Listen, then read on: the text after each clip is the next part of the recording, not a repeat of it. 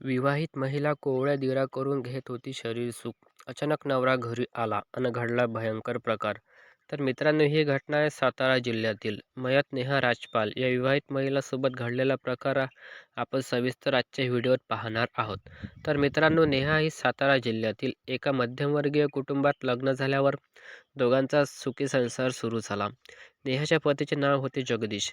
जगदीश हा सरकारी शाळेमध्ये शिक्षक होता आणि जगदीशचा लहान भाऊ म्हणजेच रमेश, नेहाचा दीर, हा जगदीशपेक्षा 4 वर्षांनी लहान होता आणि अद्यापही त्याचे लग्न झालेले नव्हते. जगदीशचे सर्व कुटुंब हे सोबतच एकाच घरात राहायचे.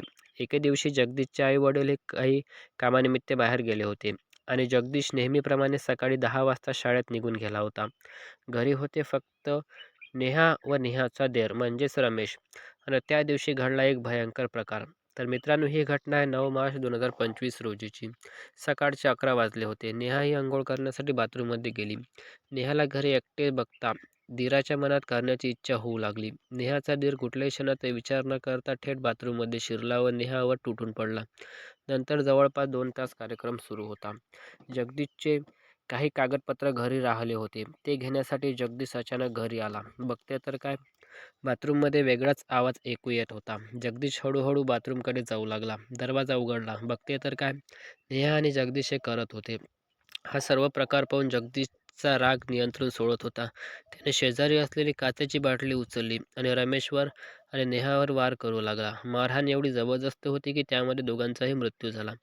घटनेची माहिती मिळताच पोलीस पथकांनी घटनास्थळी धाव घेतली. पंचनामा करता असे लक्षात आले की दोघांचे अनैतिक संबंध सुरू असताना रागाच्या भरात हा प्रकार घडलेला आहे, अशी माहिती पोलीस उपनिरीक्षक सचिन टेकाम यांनी दिलेली आहे.